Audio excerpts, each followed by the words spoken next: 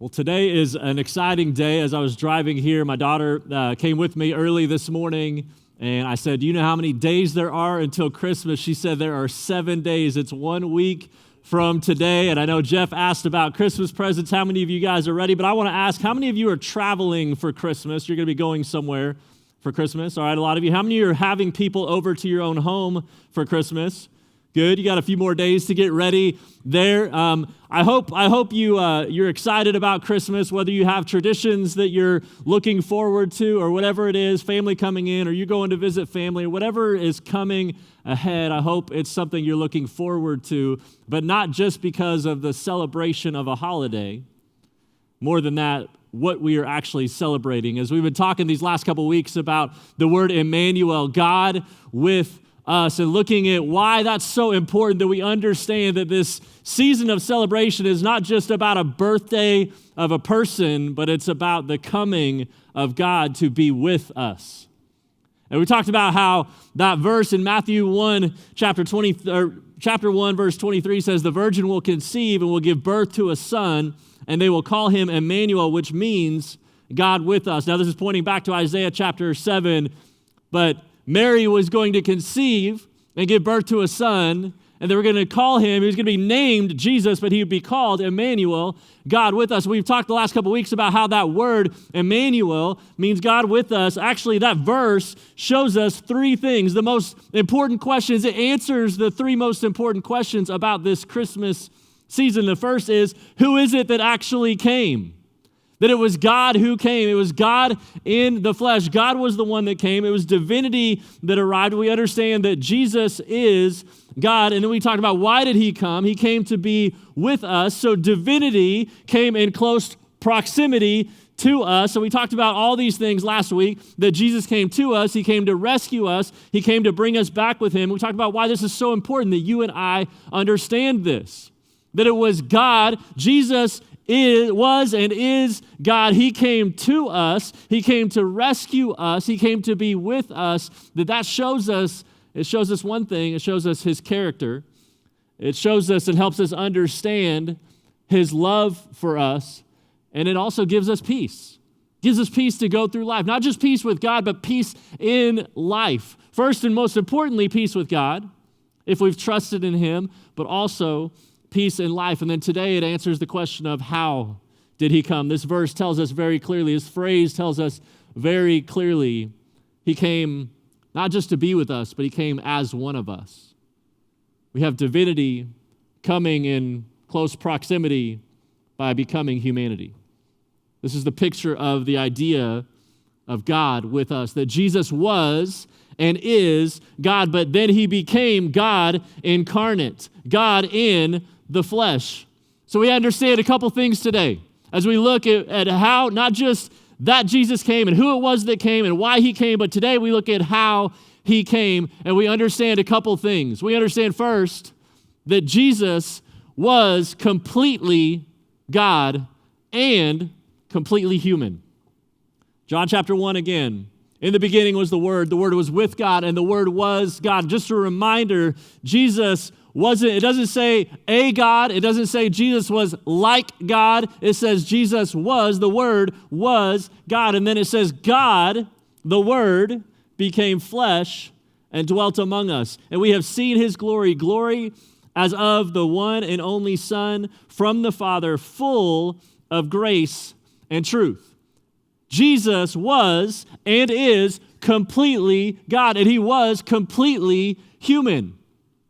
And we have to understand this picture as we understand the incarnation of God, as we understand the importance of the birth of Jesus, we have to understand why this is so important. And we're going to look at that for the next couple of minutes. One of the things, not only do we know that Jesus was completely God and completely human, we also know that he was unquestionably human. Now, we see this very clearly. Everyone knew during his life that he was human. John writes in 1 John chapter 1, verse 1, he says, "We proclaim to you the one who existed from the beginning." So he's pointing right there to God. He says, "Whom we have heard, we have seen, we saw him with our own eyes, we touched him with our own hands. He is the Word of life." This is what John writes in 1 John chapter 1, verse 1. He says, God, the one who existed from the beginning, Jesus, who was there from the beginning. We have heard him. We have seen him. We have touched him with our own hands. He was completely human. He was unquestionably human. I love how David Mathis says it. He's a pastor up in Minnesota. He said, no one questioned Jesus' humanity during his ministry. What was not apparent at first and revealed carefully and convincingly in his life and resurrection was that he was also God. When Jesus was walking on the earth, we saw this a couple weeks ago, that they were asking the question, they were saying, you're standing here in front of us. How can you say that you knew Abraham? You're not even 50 years old. Because they knew that he was a human. They knew that Jesus was human. It was unquestionable that he was a human. So the question was that they were asking was Jesus actually God? And then there was a shift in history as we look back in history, look into the early church, the first generation of believers during his life and ministry. He was obviously man, but a lot of people said, but he's not God. That's why when he was claiming to be God, when he said he was God, when people said he was God, they were wanting to stone them and kill them for saying he was God. But then what happened is as people watched his life, as people watched his ministry, as people watched the miracles, as people saw that he was crucified, but then they saw him again after in the same city, they watched him die. Now he is raised to life again, and now they're seeing him alive, and people are going, wait a second. We got to put this together because I've never seen a human that this has happened to. And so now they're starting to wrestle from his humanity with his divinity.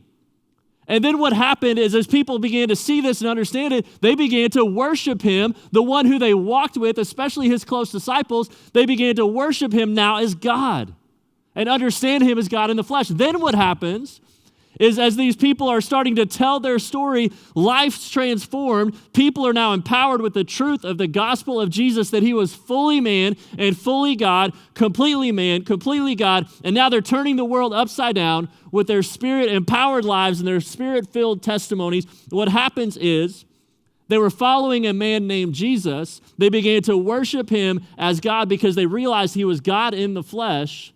And then the first generation of Christians after that, now all of a sudden understand Jesus as God because now they know all more of the story. They know that he was killed, that he was resurrected, that he ascended into heaven, and they're starting to see all of these things unfold. Now they're seeing him as God, and they actually wrestled the other way. And they began to wrestle with his actual humanity. They didn't understand. They said, you know what, we're going to worship Jesus as God. But then they started saying, but can God really be in the flesh? And we see this very clearly that they now began to think, there were people who began to think that he was obviously God, but he was not human.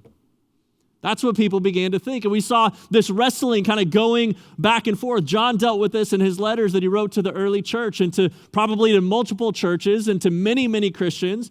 1 John chapter 4, he says, dear friends, do not believe every spirit, but test the spirits to see whether they are from God, because many false prophets have gone out into the world. This is how you can recognize the Spirit of God. Every spirit that acknowledges that Jesus Christ has come in the flesh is from God. Now, Jesus, the Savior and the Messiah, who was and is God, any spirit that acknowledges that God actually came in the flesh as well, he says that says that they are from God. But every spirit that does not acknowledge Jesus is not from God. This is the spirit of the Antichrist, which you have heard is coming and even now is already in the world. Then in his second letter, verse 7, he actually says, I say this because many deceivers have gone out into the world. They deny that Jesus Christ came in a real body. Such a person is a deceiver and an Antichrist. This is what he says. He says, listen, they're starting to understand that God actually was here, but they don't think he came in the flesh. They don't think he was actually human. And so John is writing to the early church fighting against this. And we've seen people go back and forth over and over again. This false understandings went back and forth. You know, he was God, but he was not man. He was man, but he was not God. It went back and forth over and over and over again, and it still continues today.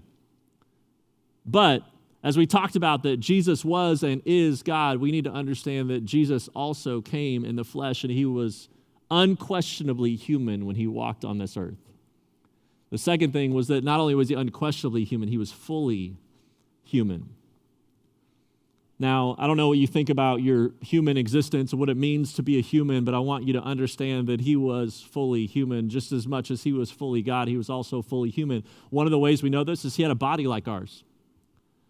One of the things from every one of us in the room is that we were born out of a woman. Jesus was also born out of a woman, conceived, grew inside the womb of a woman just like every other human, and was born out of a woman. Luke chapter 2 talks about that. Luke chapter 2 says he also grew. Now, you and I are not the same size as when we were born. That's a great thing, right?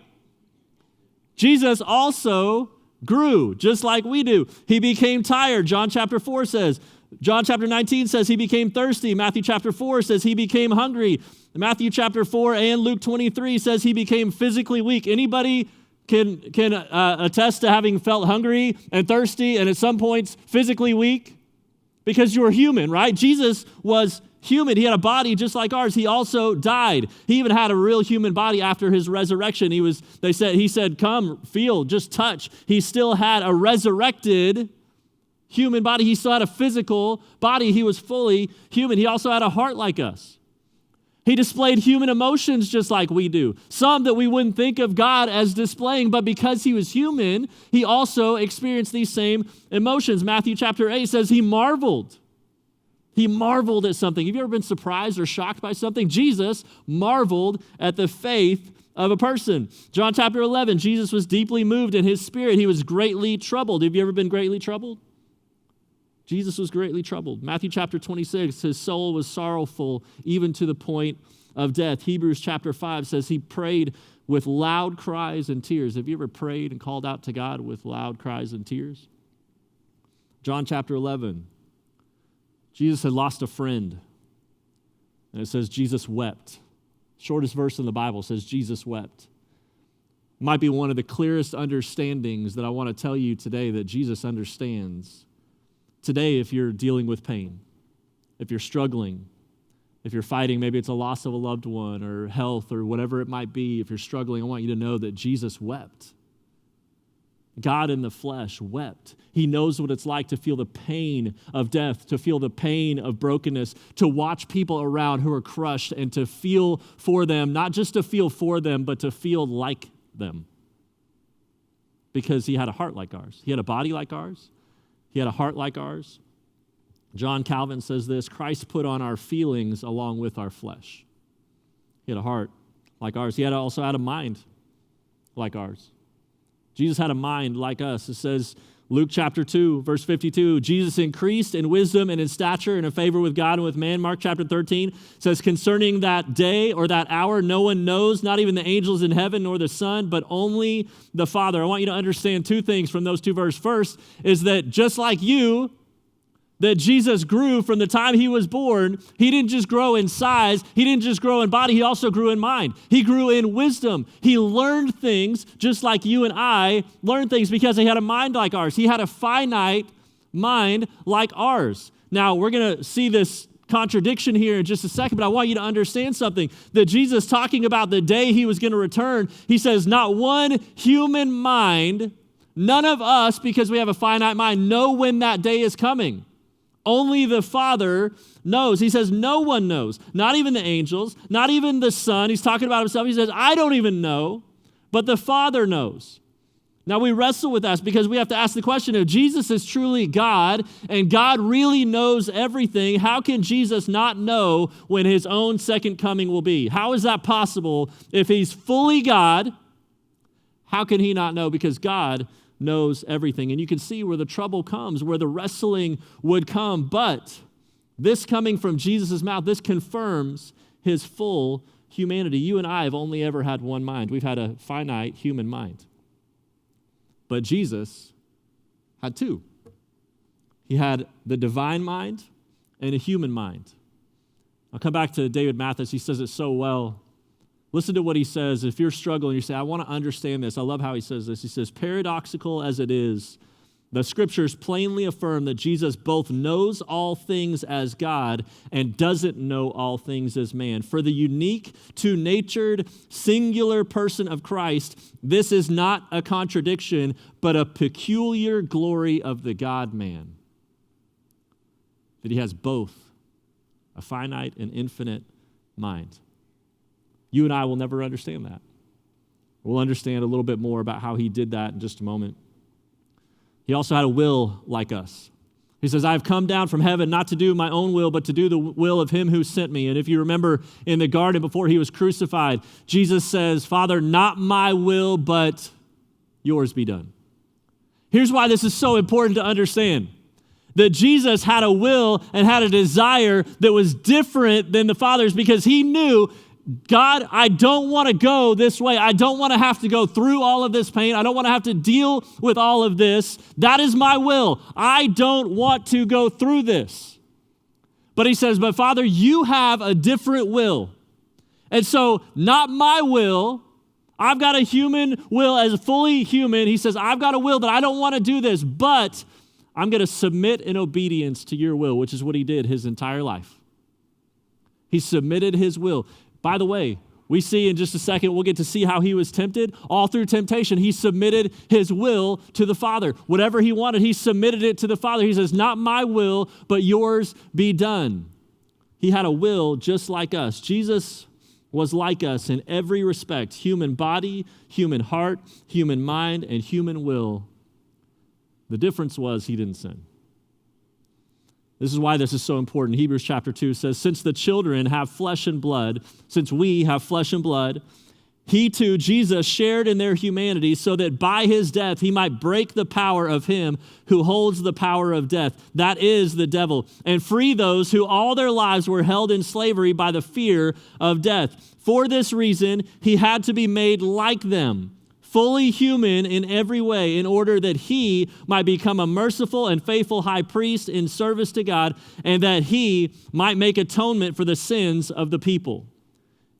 Hebrews says that he had to become just like us. He had to become one of us so that he could pay the price that you and I deserve to pay as humans who have fallen short of the glory of God. We've all sinned. We've all fallen short. And the wages of our sin is death. So Jesus came, the one who didn't ever sin, came to pay the price, the perfect atonement and sacrifice for your sin and for my sin. He took on our flesh, became like us so that he could deliver us. And then it says, because he himself suffered when he was tempted, he is able to help those who are being tempted. Now, I want to say this. He had a heart, he had a body, he had a mind, he had a will like ours, but he was also tempted like us. He was tempted like us. Hebrews chapter 4 goes on to say, for we do not have a high priest, one who came before the Lord, came before the Father for us on our behalf. He says, we do not have a high priest who is unable to empathize or sympathize with our weaknesses. But we have one who has been tempted in every way, just as we are, yet he did not sin. I want you to understand something today. Jesus' humanity was just as important to his saving work as his divinity.